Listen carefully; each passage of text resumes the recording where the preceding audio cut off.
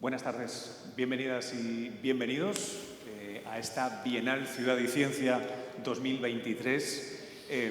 Seré muy breve porque ya tuvo lugar un acto protocolario de presentación hace unos cuantos días en Barcelona, pero no podemos arrancar sin agradecer, por supuesto, al Círculo de Bellas Artes, al Ayuntamiento de Barcelona y a FECIT, a la institución que yo represento, el haber hecho posible esta primera edición de la Bienal en Madrid, que, como saben o sabrán, si atienden estos días entre el 21 y 26 aquí al Círculo, al programa generoso, repleto de actividades tan interesantes que hemos preparado, pues tiene ya una trayectoria, un historial en Barcelona, y nos hace particular ilusión pues tender ese puente entre las dos ciudades con este evento. Esta escaleta, aunque hemos empezado un poquito tarde, vamos a intentar mantener, porque vamos a conectar con la ciudad de Barcelona en vivo a través de la pantalla en apenas 8 o 10 minutos. Después continuaremos nosotros aquí el diálogo con nuestros invitados y más tarde tendremos la presentación de Son Palabras fuera en la sala y, por último, una copa. Vamos a arrancar una programación que ha sido ideada, trabajada por dos comisarios. A una la tenemos por aquí, a Elea Jiménez, y a otro, a José Manuel Sánchez Ron, que nos acompaña hoy en el estrado, junto a nuestra primera invitada oficial de la Bienal, que es Elena González Blanco. Nos pareció particularmente interesante que ellos dos arrancaran en diálogo este evento, porque José Manuel es físico y académico de la Real Academia de la Lengua, y Elena, aunque ahora estará ejerciendo como experta en inteligencia artificial y emprendedora en inteligencia artificial, proviene del mundo de la filología y también de los sistemas de información. Dos perfiles que creo que encarnan perfectamente ese espíritu de mezcla, de polinización cruzada entre ciencias y humanidades que debe caracterizar la Bienal.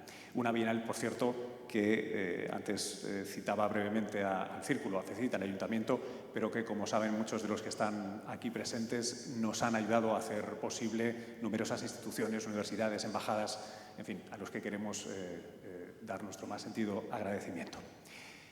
Arrancamos. Les decía que queremos hablar de esta polinización cruzada, de encuentros, que no choques, entre mundos. Y para escoger un tema nos pareció muy interesante hacerlo con uno seguramente que nos ha dado fuerte, que nos ha impactado en este 2023 a todos. Y me refiero a ChatGPT, a ChatGPT. Porque tras años de avisos con aquello de que venía la inteligencia artificial y muchos de nosotros, al menos yo, estábamos algo descreídos de su impacto, pues aquí la tenemos y es un tema que nos inunda.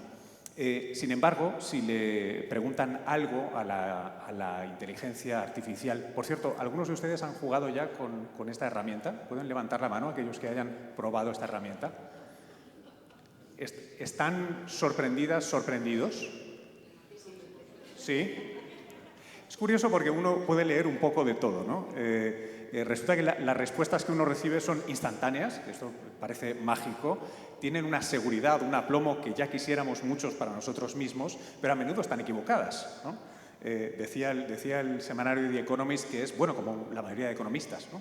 En este sentido los homologaba. Hablo de esta, pero por supuesto podríamos hablar de otros tipos, otras marcas, digamos, otras encarnaciones de este tipo de herramientas de inteligencia artificial que pueden convertirse, al menos así lo decían en The Economist, en una tecnología de uso general con un poder transformador que algunos equiparan a la llegada de la electricidad. Vamos a ver si es tan mayúsculo. Yo quería empezar, Elena, pidiéndote un favor, que es, ¿de qué hablamos cuando hablamos de la irrupción de esta tecnología? ¿Qué es realmente ChatGPT? ¿Qué es lo que tiene detrás que es tan importante? Bueno, es una buenísima pregunta porque si lo supiéramos, pues ya no estaríamos aquí, seríamos todos millonarios y habríamos creado otra empresa pues parecida que funcionase para lenguas como el español. Pero lo que estamos viendo es el resultado de muchos años de investigación. Ahora que parece que la inteligencia artificial por fin ha eclosionado, nos tenemos que remontar a los años 50 del siglo XX. Es decir, tenemos a las figuras de Alan Turing, que en 1951 estaba publicando su artículo de Computing Machinery, donde decía que el día en que una persona y una máquina estén en una sala y otra persona esté fuera y no pueda distinguir a la persona de la máquina, entonces la inteligencia artificial habrá funcionado. Y yo pregunto, ¿esto verdaderamente ha sucedido? Ahora parece que está empezando a poder medio suceder cuando hace apenas unos meses pues no éramos capaces de mantener una conversación con una Alexa de apenas 1 minuto 20, que era donde estaba el récord. Y sin embargo, aquí hay varios temas. Lo primero es por qué de pronto hemos llegado hasta aquí y esto explota. Hemos llegado hasta aquí porque esas bases de las redes neuronales que hacen que ahora el deep learning funcione se inventaron en los años 50 y esas operaciones matemáticas, todas esas matrices, todo esto que la ciencia ya empezó a investigar en aquella época, se construyó y fue una investigación que ha tenido lugar durante muchísimos años. Llevamos 50 años, 60 años investigando sobre esto, pero hasta hace apenas media década todo este ensamblaje entre la cantidad de datos que estamos generando, la capacidad del software para procesarlos y la capacidad de computación del hardware no han hecho posible que esto de pronto explotase. Empezamos a ver resultados en 2015. Podéis recordar pues, todo el tema del AlphaGo, la máquina que ganó a este jugador, y podéis ver que progresivamente hemos ido viendo avances, estas imágenes que la máquina era capaz de generar, estas caras de famosos que hemos ido oyendo, y ahora de pronto esto que parece ser magia. Pero realmente aquí lo que estamos viendo es que ha habido una historia en todo el desarrollo y que cuando de pronto empezamos a entrenar estos algoritmos con datos masivos, las cosas empiezan a funcionar. Nos queda muchísimo por ver. O sea, para mí el mensaje es, sí, por fin estamos viendo cosas que son ilusionantes, pero todavía, como decíais ahí, falta mucho por pulir. Y uno de los temas que tenemos, por ejemplo, es el lenguaje. O sea, cómo funciona esto en español, cómo funciona pues, con toda la parte de variedades lingüísticas, en dónde no funciona. Porque para mí lo interesante no es decir, meto un currículum o me genera un artículo de un post, que esto lo hace todo el mundo y cuanto más lo hacemos, pues más lo entrenamos, sino cómo le metemos a esto una copla del Carnaval de Cádiz o un texto en argentino y cómo conseguimos que procese una poesía o reproducir, pónganle ustedes al ChatGPT que os escriba una copla en cuadernavía, a ver cómo lo hace, eso no lo hace bien. Tenemos todavía un reto muy grande y nuestra labor aquí pues, consiste en entrenar a esta máquina, no en temerla. José Manuel, en tu doble faceta como científico y como miembro de la RAE, el español normalmente, cuando hablamos en clave científica, ¿no? Se ve atacado por los anglicismos, por una jerga a veces un tanto complicada que lo inunda. La irrupción de estas tecnologías, que en su mayoría y por de momento son tecnologías que siguen viniendo del mundo anglosajón y que en muchos casos se han entrenado en ese ambiente, en esa cultura y en ese lenguaje, ¿qué os hace pensar, qué os hace temer o prepararos para en la RAE?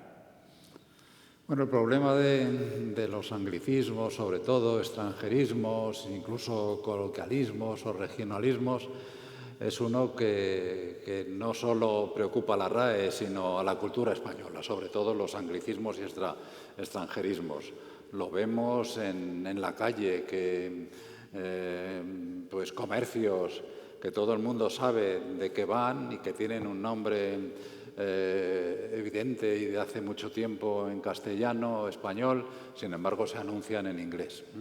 Entonces ese es un problema que trasciende, yo creo, a la inteligencia artificial, aunque uno de los propósitos de la RAE en el programa Leia, del que Elena sabe incluso más que yo, es identificar esos extranjerismos y sobre todo anglicismos. En la Comisión de Vocabulario Científico y Técnico, de la que yo formo parte, pues nos encontramos con gran frecuencia con estos términos. Y el problema es cómo los consideramos, cómo los incluimos. Bueno, el problema es que cuando llegan a nosotros muchas veces ya están introducidos de una manera que lo único que podemos hacer a veces es adecuarlos a, digamos, el genio del idioma. Pienso, por ejemplo, en spin, una palabra que los físicos conocemos bien, que tiene que ver con una característica, un número cuántico de las partículas a las que se refiere la física cuántica. Pues lo único que hemos podido hacer es, en vez de SPIN, ESP_N. A veces, en otras ocasiones, es absurdo, pero Big Bang.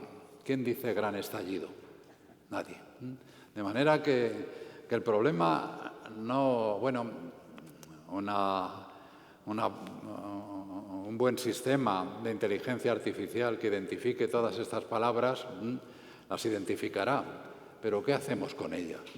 ¿Las vertemos a nuestro idioma? ¿Las transformamos? Eso yo creo que estamos en un proceso, lo mismo que Elena decía, que estamos en un momento, en un proceso en que muchas cosas fa que vulguem cuinar amb sabor i bonic. Sí. I bonic. I Creo tota que la prèvia la estamos- fem per arribar aquí. Esta es la conexión con Barcelona, Ya ¿verdad? Ha llegado la hora. Permitidme Ahora la crec que sí. informalidad. Hola, Barcelona. No nos critiquéis, ¿Qué tal? Bueno, permitidme un segundo para nuestros invitados que tenemos aquí en el Círculo de Bellas Artes. A vuestra derecha podéis ver a Mariola Dinarés. Ella es una periodista centrada en divulgación del mundo digital y es quien está haciendo de mi homóloga, o debiera decir yo hago de su homólogo aquí en Madrid. Por cierto, Mariola, que a mí me había dado un poco de miedo que nos pasara algo así, ¿no? De sopetón, con esto de las videoconferencias que todos conocemos desde la pandemia, lo queramos o no, pero luego vi que tú eras autora de Felicidad Digital y dije, oye, pues esto va a ir bien, esto va a ir bien. Oye, ¿qué tal estáis en Barcelona? Estáis también arrancando ahora, ¿no? Sí, acabamos de arrancar. Yo espero que vosotros también seáis tan optimistas como nosotros, porque estamos estamos hablando sobre cocina, pero desde el punto de vista de la ciencia. Y yo, cuando hemos conectado, he visto que estabais hablando de inteligencia artificial. O sea que, ¿cómo vamos a unir a estas dos cosas? Yo presento aquí en Barcelona a Luis Quevedo. Luis Quevedo es un divulgador científico español, productor, presentador, emprendedor y corresponsal. Ha estado mucho tiempo trabajando, formado por Eduard Punset en Televisión Española. Colaboras en muchísimos medios, y además tienes una plataforma de podcast muy interesante en español, Cuonda, ganador del premio Ondas 2018 al mejor podcast. Bueno. Y has dado muchas clases y también, esto es importante, eres el director de proyectos estratégicos de la Fundación Española para la Ciencia y la Tecnología.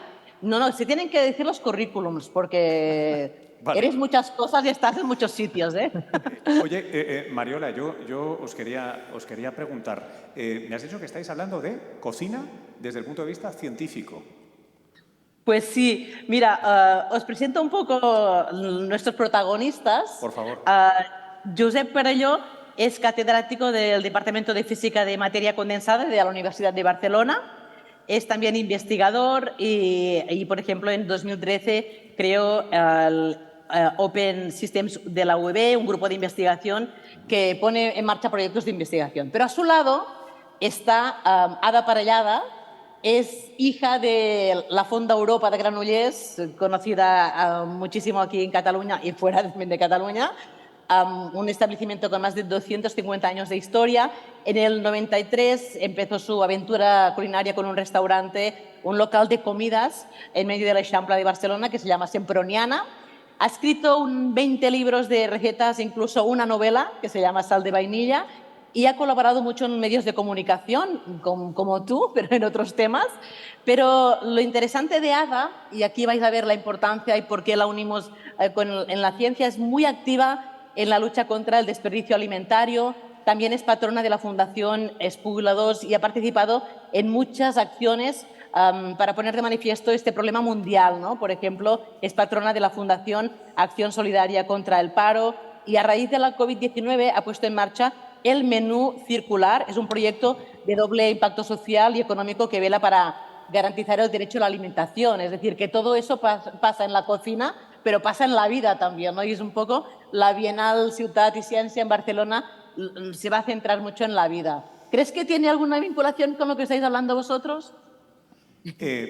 A mí me gustaría pensar que sí. No, en serio, cuando nosotros preparamos esto... José Manuel quiere intervenir. José Manuel Sánchez Ron, que es físico, historiador y miembro de la Real Academia. Y antes de que intervenga José Manuel, tenemos a Elena González Blanco con nosotros, que es experta en inteligencia artificial y viene también del mundo de las letras. José Manuel. Se me ha ocurrido una barbaridad, pero has dicho hace un momento que tiene que ver o se pueden unir la inteligencia artificial y la cocina. Pues mira, Hace no mucho leí que uno de los usos de la inteligencia artificial había sido para diseñar antibióticos. Lo que hicieron fue, si no recuerdo mal, tomar 2000 moléculas con capacidades antibacterianas. Se le dio a la máquina la información acerca de los pesos atómicos y las características de los enlaces químicos, y entonces la máquina aprendió, eso que se llama aprendizaje, y entonces sacó sus conclusiones. Lo siguiente que fue, se le dieron 60.000 o 61.000 moléculas de las que se sospechaba, porque las 2.000 anteriores se sabía que tenían propiedades antibacterianas. De esas 60.000 no se sabía, se sospechaba. Entonces la máquina, la inteligencia artificial de la máquina, con la experiencia, con el conocimiento que había aprendido, encontró un nuevo antibiótico. Que eso, en el campo de la industria, generar un nuevo antibiótico cuesta mucho tiempo y millones de dólares o de lo que sea. Y ahora voy a la cocina. Pues a lo mejor, esto es la locura que se me ha ocurrido mientras te escuchaba, se podía hacer algo parecido. Se le da a la máquina una serie de menús. Se le informa acerca de no solo de las características físico-químicas, sino también de la reacción, del apetito de los individuos. Y luego se le ofrecen una serie, se le da una serie de... Aprende la máquina, teniendo en cuenta, pues por ejemplo, la información acerca de cuáles son los menús más atractivos o más solicitados en una serie de restaurantes. Y luego se le dice, máquina, toma aquí, yo qué sé, pues una serie de alimentos. Y a lo mejor, pues lo mismo que con el caso de los antibióticos, te produce unos menús de la pera. Oye, José Manuel, Esto ya creo está que funcionando. estás describiendo no ChatGPT, sino ChefGPT, ¿no? No, pero esto ya está funcionando, es decir... ¿Esto ya funciona? No, hay cosas, ahora mismo hay 3 aplicaciones en temas de recetas y de cocina. El otro día vi un software que lo que te genera son imágenes de los platos que tienes en las recetas. Es decir, con toda esta tecnología que alimenta a sistemas como Midjourney, que es otro de los sistemas de inteligencia artificial que genera imágenes, le metes los ingredientes de un plato y son capaces de generarte a base de entrenamiento con fotos, esas fotos. Y se está utilizando para restaurantes para montar, por ejemplo, las cartas con imágenes para gente que no entiende el idioma. Eso se está usando. Luego hay otra que te hace una receta con los ingredientes que tienes en la nevera. Automáticamente le metes lo que tienes en la nevera y te saca recetas varias que puedes hacer con ello, con instrucciones, tiempos de horno, una pasada. Y a mí, Os tengo que decir que Ada Parellada, por ejemplo, yo siempre que hablo de inteligencia artificial, antes le comentaba, cuando me dicen ¿qué es un algoritmo? Yo siempre digo que es una receta. O sea, un algoritmo no es una receta, primero eso, luego eso, para que se entienda un poco, ¿no? La cocina se entiende.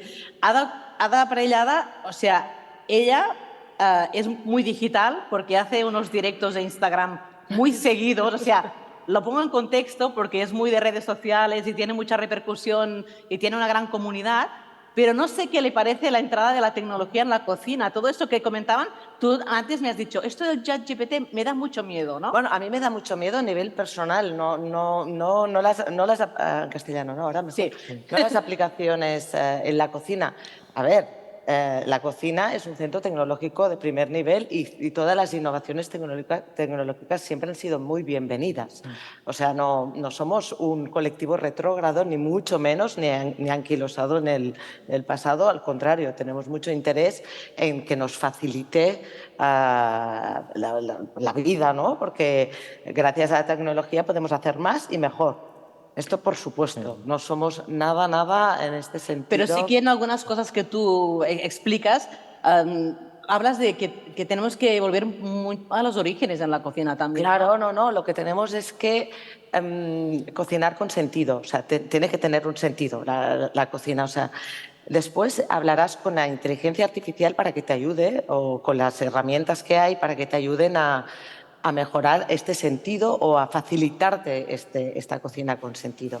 Pero sí que nosotros tenemos que cuidar tanto a las personas como el planeta y resulta que tenemos una herramienta que es la cocina. La cocina o nuestra alimentación, porque a veces confundimos los términos. Para continuar pudiendo disfrutar del planeta plenamente.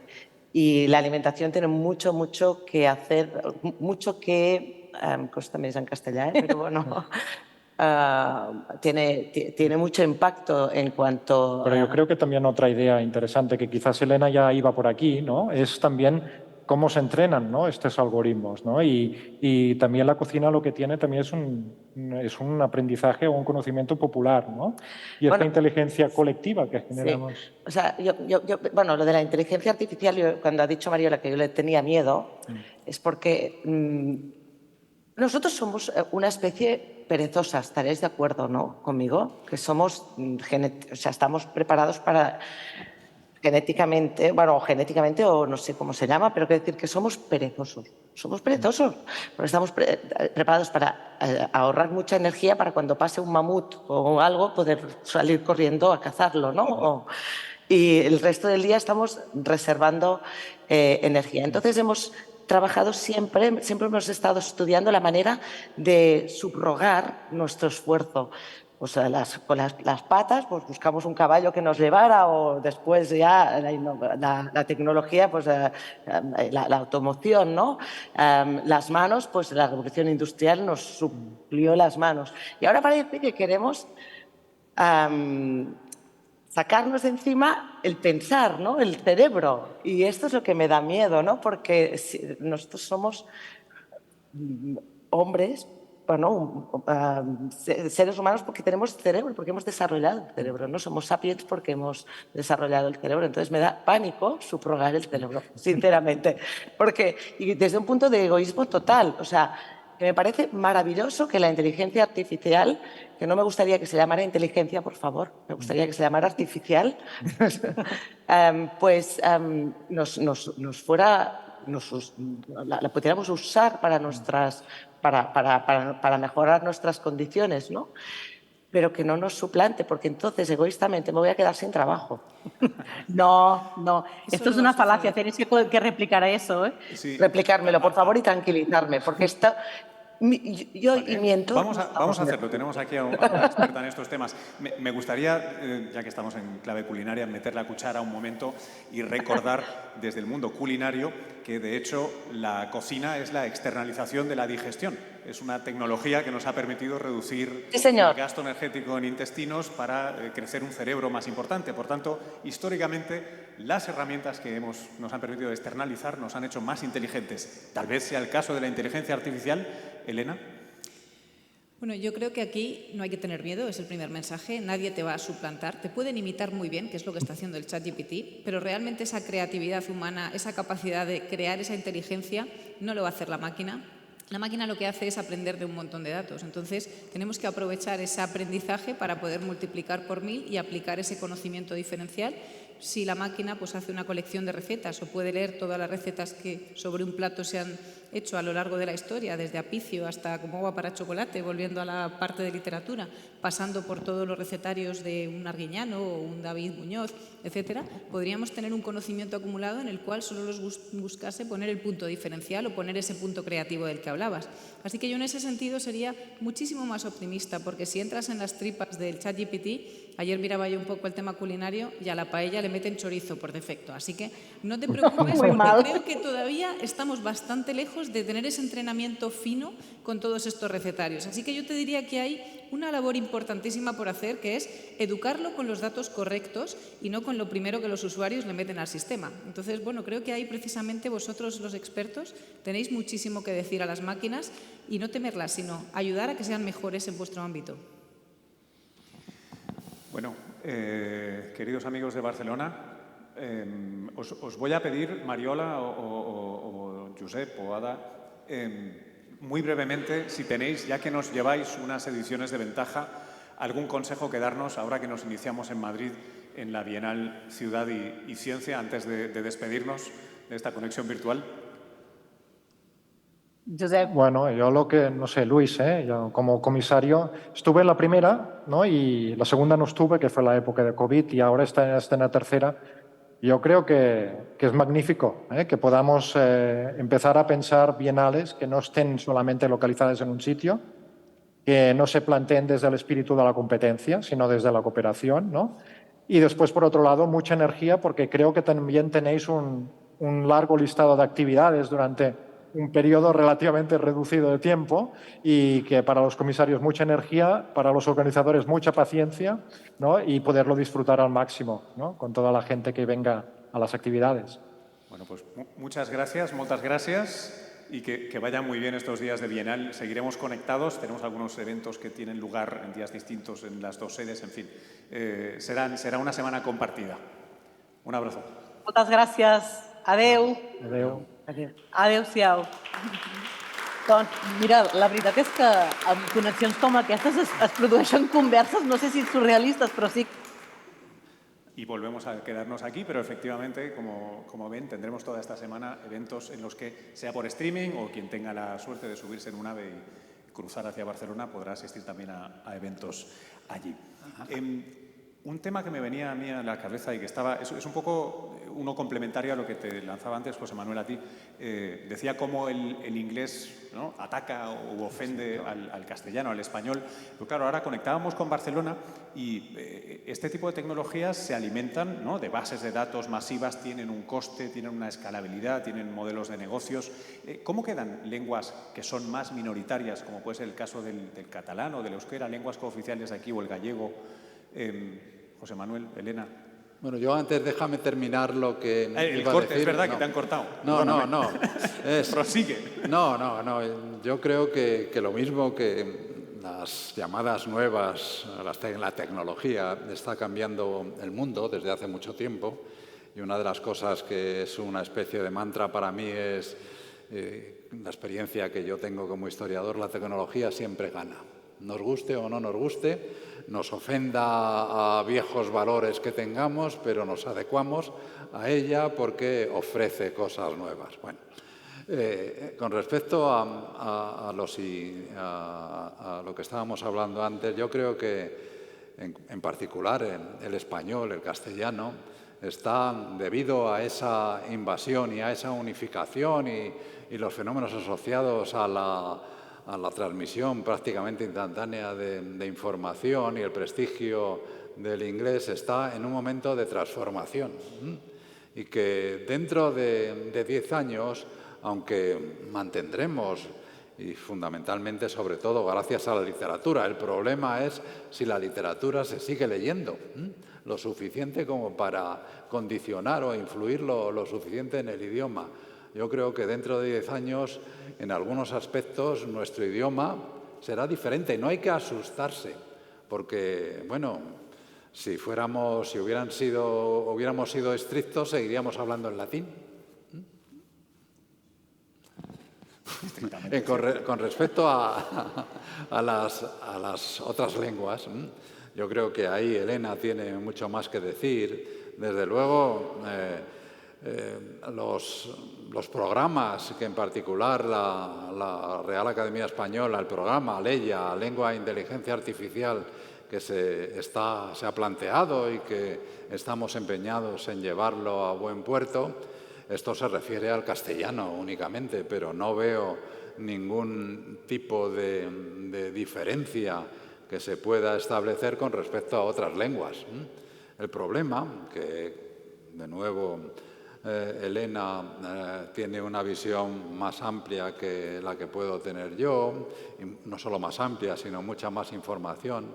El problema para esas lenguas minoritarias, si se puede decir, pero igual de respetables que el castellano, por supuesto, es si tienen alguna institución detrás y la correspondiente financiación para poder llevar adelante programas que sean lo suficientemente amplios y estrictos para resolver problemas como el que tú habías sacado al principio: identificar los extranjerismos o los coloquialismos, etcétera, etcétera. Formar corpus, eso creo que debe ser lo más fácil de todo, que las máquinas produzcan corpus de los que luego sacamos la información.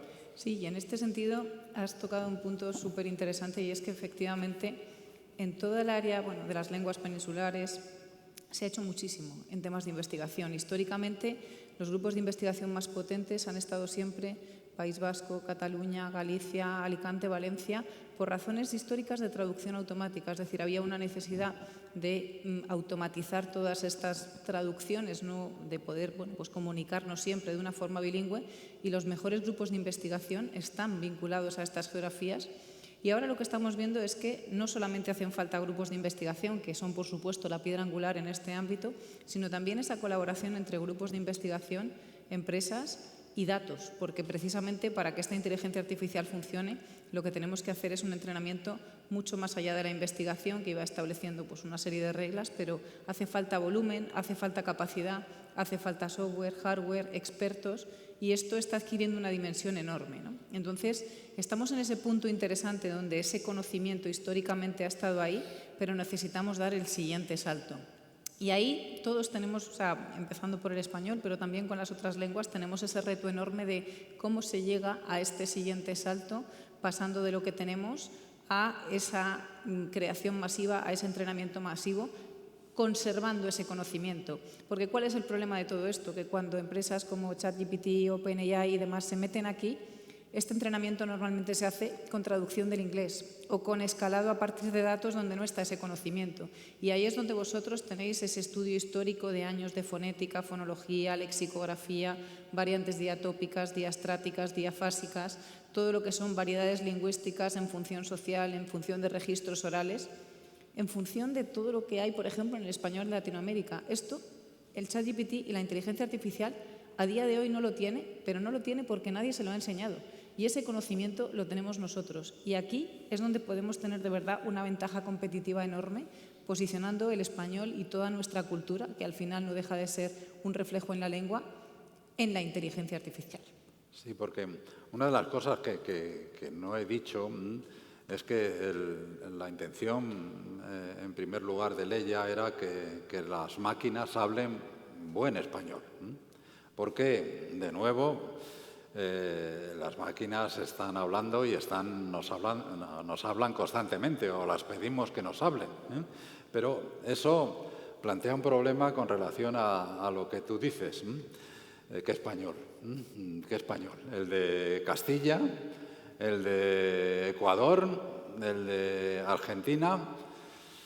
Uno de los, no sé si es riesgo o no, un compañero que ya no está con nosotros de la academia, y no voy a decir su nombre, pues decía que si una lengua minoritaria que hablan unas pocas decenas de personas en algún lugar de Centroamérica desaparece, pues mira, qué bien, porque esos pocos, no estoy haciendo juicios de valor sobre eso si es bueno o malo, que quede claro. Tengo mi opinión, pero no es el momento de decirla aquí.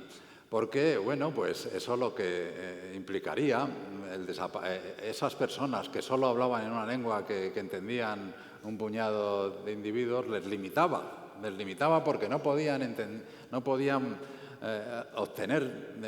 relacionarse con otros y en ese sentido conseguir toda la riqueza que una lengua mayoritaria había conseguido. En el caso de los acentos, de las maneras, bueno, seguramente es mucho más fácil desarrollar programas que te permitan que las máquinas hablen el español de Castilla, por ejemplo. Pero eso, claro, culturalmente es una limitación. Y si no lo quieres hacer de esa manera, pues entonces el mundo, porque ya no es solo los acentos de Andalucía, son los acentos de yo qué sé, de la latina, de la latina del barrio de Madrid, etcétera, etcétera. ¿Cómo ves tú ese problema que, por un lado, puede conducir a una mejor comunicación entre los diferentes tipos, los diferentes pueblos? Pero, por otra parte, si se unifica a un solo castellano, a un solo español, significa una pérdida cultural. ¿Cómo lo ves tú? Pues mira, yo veo que la máquina no va a unificar nada. O sea, esto va a verse en beneficio cuando realmente sea utilizable. Y yo lo veo un problema apasionante. O sea, me parece que ahora mismo estamos en ese punto en el que podemos empezar a ver cosas que verdaderamente nos sorprendan y que además tenemos un reto por delante y ese reto es nuestro. Es decir, cuando toda esta eclosión de la inteligencia artificial surge, todos los días hay un montón de noticias hablando sobre estos temas en los periódicos, nadie dice dos cosas. La primera es, no estamos ahí todavía, es decir, lo siguiente está por venir y no en los próximos 10 años, en los próximos 10 meses, porque esto va a una velocidad increíble. Y la siguiente es, tenemos el segundo idioma más hablado del mundo. Tenemos una cantidad de datos que no tiene nadie y podemos ser competitivos en inteligencia artificial en un área que es el lenguaje. Tenemos una oportunidad no solamente lingüística, no solamente filológica, sino una oportunidad económica de llegar a un mercado en que empresas como el Santander, donde he trabajado, tienen más cantidad de datos que nadie en Latinoamérica, en todas las variantes que comentabas, a todos los niveles de registro, y donde realmente podemos competir con las empresas grandes de tecnología que han hecho estos algoritmos, que no nos estamos dando cuenta de la riqueza que tenemos entre manos. Y esa riqueza, a día de hoy, son los datos lingüísticos. Tenemos, de verdad, que dejar ese miedo, esa admiración a la inteligencia artificial y perder las dos cosas, la admiración y el miedo, y verlo como una oportunidad económica, una oportunidad de mercado, en que no solo nos posicione como España, país de sol y playa, donde se habla el segundo idioma más hablado del mundo, sino de verdad España, país donde se puede emprender, donde se puede desarrollar tecnología, donde se puede aprovechar esta ventaja competitiva del idioma para, en conjunto con la tecnología, crear modelos de negocio escalables y donde podamos llegar a todos estos hablantes con una tecnología que no les sustituya, sino que les ayude en su día a día a hacer su trabajo, a mejorar esos resultados y a que de verdad estas tecnologías no sean una sustitución, sino ese apoyo en esas tareas rudimentarias para las que el hombre no está hecho para pensar, para crear y para poder dar un paso más allá. Bueno, en la RAE somos conscientes de esa riqueza y uno de nuestros orgullos es decir, y a lo mejor nos pasamos recordándolo, que es la segunda lengua que la hablan nativa, quiero decir, casi 600 millones de personas en el mundo. Después es del chino mandarín, me parece, ¿no? Efectivamente, lo que pasa es que la RAE no es una empresa, ni era solo una coda. A mí cuando los ponentes se ponen a hablar y yo no hago falta, eso es que propaganda, funciona, eso es que funciona. propaganda. Yo os quería, no quiero hacer mucho hincapié en este tema, pero sí me gustaría darle la vuelta o ver el anverso de una de las cosas que comentabais ahora. Igual no te he entendido bien, José Manuel, pero en biología, que es el mundo del que vengo más yo, sobre todo en términos evolutivos, la biodiversidad siempre es a lo que apuesta la selección natural, ¿no? Tú vas a por diversidad y por si acaso tú ya tienes la solución preparada a la pregunta que no ha acontecido todavía. ¿Cómo, Elena, no sé si, al menos yo no he entendido la respuesta, ¿cómo abordamos este problema endemoniado de la diversidad? Necesitamos preservarla, yo recuerdo, tú me contabas una anécdota maravillosa para entender, para los que no somos expertos, cómo esto es un problema económico. Muy fácil, los call centers automáticos no funcionan en Colombia ni en México. Tenemos un problema económico grande, ¿no? ¿Cómo abordamos ese tema de la diversidad de manera que funcione sin homogeneizar de una manera tremenda?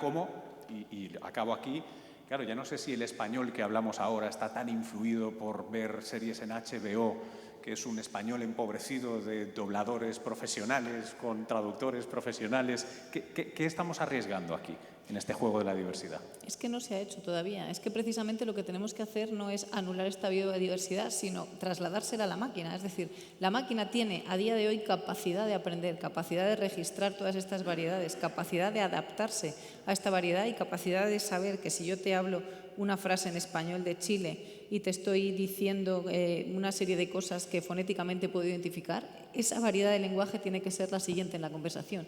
Y esto es posible tecnológicamente a día de hoy, pero todavía no se ha hecho. Esa es la asignatura pendiente que tenemos de enseñar a la máquina que todo este conocimiento que efectivamente tenemos se pueda trasladar a que la inteligencia artificial lo aprenda y entonces sea efectiva. No consiste en estandarizar, no consiste en anular, todo lo contrario. Ahora mismo somos capaces de trasladar ese conocimiento. ¿Y tiene un sentido económico también? Absolutamente. Claro. Porque esto es útil en el momento que una persona puede comunicarse con esa máquina. Ahora mismo eso no es posible. Como decía Elena hace un momento, España hoy es sobre todo un país de servicios. La riqueza que obtiene es fundamentalmente a través de los servicios, léase sobre todo turismo. Una riqueza que no se sabe si con el cambio climático va a mantenerse, mientras que es lo que acabas de decir, en un idioma que hablan 600 casi millones de personas y que incluso en Estados Unidos es el segundo país con mayor, después de México, con mayor hispanos hablantes. Pues eso podría ser una fuente de riqueza, efectivamente. Oye, José Manuel, ya que estamos en la Bienal Ciudad y Ciencia, y desde la ciencia, además de ayudarnos a resolver o a predecir estructuras de proteínas, que está más cerca de mi expertise, en ciencias mucho más básicas, en matemáticas, ¿qué impacto, hay algún impacto potencial de este tipo de tecnología? Es una pregunta interesante sobre la que yo he pensado alguna vez. Claro, hay las ciencias experimentales y las ciencias como la matemática, que algunos dicen que no es siquiera una ciencia porque no está claro cuál es su relación, aunque la tiene, con la naturaleza. En las ciencias experimentales, pues claro, ahí la inteligencia artificial es un instrumento, pero un instrumento limitado, porque lo que guía el progreso es cómo realmente es la naturaleza, qué sucede ahí fuera. A ninguna máquina ni a ningún humano, de hecho, salvo se le había ocurrido producir la mecánica cuántica. Solo fue a través de ver, bueno, pues cuántas líneas espectrales aparecen en una radiación o cosas de ese tipo. De manera que ahí, bueno, lo que sí puede hacer, yo he pensado, por ejemplo, Johannes Kepler. Johannes Kepler, que espero que en el bachillerato, como se llame ahora, estudiamos aquello de las 3 leyes de Kepler, ¿no? La primera es que los planetas en torno al Sol no siguen órbitas circulares, sino elipses. ¿Cómo llegó Kepler a esa ley? Pues heredó las observaciones astronómicas del último gran observador de los cielos antes de la invención del telescopio, Tycho Brahe. Entonces, pues no se sabe muy bien cómo. Viendo sobre todo los datos de la trayectoria de Marte, pues de alguna manera y con otros útiles, ayudándose con los logaritmos, vio que la curva que se ajustaba de manera más precisa a esos datos era una elipse. Una máquina de inteligencia artificial lo habría hecho ¡plas! En un momento. O sea que en observar, en identificar patrones, de eso que se ve ahí fuera, la inteligencia artificial puede ser buena, pero yo creo que donde será disruptiva es en la matemática. Es que si Kepler no hubiera existido, igual la inteligencia artificial no estaría donde está hoy. Esto no lo olvidemos. Yo siempre hago hincapié en las bases matemáticas de esta inteligencia artificial, porque esto no surge de la nada. Esto tiene una base matemática debajo súper potente. Cuando una máquina artificial ya no es que gane a Boris Kasparov o a quien sea, sino cuando, por ejemplo, una máquina inteligente demuestre, es un ejemplo, por ejemplo, la hipótesis de Riemann sobre la distribución de los números primos, uno de los problemas que existen, eso puede ocurrir, porque las máquinas aprenden. Y en matemáticas, precisamente, como no tienen que ver con lo que sucede ahí fuera, sino que es algo, desde el punto de vista básico, muy sencillo, unas reglas en lo que se refiere a relaciones entre entidades que se definen, pues eso, el número, yo veo un futuro en las matemáticas en lo que los matemáticos lo tendrán un poco complicado, en que se generarán teorías, teoremas, proposiciones, confirmarán conjeturas, etcétera, etcétera. En otras ciencias, bueno, he puesto antes el ejemplo de los antibióticos. Bueno, ahí tenemos otro ejemplo. Pero vamos, que la inteligencia artificial es posible que enriquezca sustancialmente las ciencias, encontrando, por ejemplo, soluciones a ecuaciones como las de Navier-Stokes en hidrodinámica, que son muy complicadas. Las máquinas lo pueden hacer. No puedo resistirme a preguntarte, en este contrafactual de si las tablas de Tycho Brahe hubieran llegado a ChatGPT, ¿podría una inteligencia artificial hacerse una pregunta nueva? Porque colocar la elipsis allí era una pregunta nueva, sobre unos datos que ya existían, ¿no? Hay un salto ahí que nunca acabo de entender, no sé si es para ti o para ti, Elena, probablemente para los dos, porque una de las cosas de las que se pone siempre, ¿no?, se resalta es, en el fondo, te estás mirando en un espejo hiperconcentrado de humanidad cada vez que te miras a una de estas máquinas que lo que ha hecho es destilar humanidad y te responde, ¿no? Por eso estas respuestas tan vehementes y tantas veces pues un poco equivocadas, ¿no? En este caso de ChatGPT, que era la excusa con la que empezábamos, ¿no? ¿Puede encontrar una solución formulando una pregunta original? Yo quiero oír primero lo que dices. Que se moja Elena primero. ¿Qué es una pregunta nueva? Bueno, a toro pasado te lo puedo decir. Era la pregunta de Kepler, ¿no?, cuando coloca las elipsis, aunque, ¿no?, ya había habido algún, ¿no?, en los epiciclos, tú ya tenías algunas insinuaciones de órbitas no perfectamente circulares, pero... No, yo te entiendo muy bien, sí, efectivamente. Se le podría haber ocurrido, por ejemplo, a Albert Einstein, la relatividad especial, una máquina lo podría haber hecho, porque los datos estaba el problema y estaba la tradición, y algunos se habían acercado, como Lorentz o Poincaré, pero una máquina podría haber imaginado que para construir una teoría sobre una interacción que existe, la gravitacional, tenía que introducir una nueva manera de ver la realidad, como es la de la teoría de relatividad general, en la que la gravitación no es una fuerza, sino es una característica de un espacio que no es plano. Eso que es, yo creo que el sentido que tú dices, ¿se lo podría haber ocurrido a una máquina? Pues no lo sé. No lo sé. Yo sí creo que en algunos campos, sobre todo en matemáticas de nuevo, identificará problemas nuevos. Y lo estamos viendo, por ejemplo, con toda la parte de programación. Es decir, estamos viendo ahora mismo herramientas que corrigen el propio código y crean código sobre el código, que eso no deja de ser generar preguntas nuevas sobre tecnología existente. ¿Cómo se hace esto? Pues precisamente revisando ese histórico de cosas que los humanos hemos hecho. Cuando la máquina DeepMind gana al primer jugador de Go, el juego de Go no tiene unas reglas, no tiene unas partidas infinitas. No había esa partida final, no se sabía ese desenlace fue algo nuevo.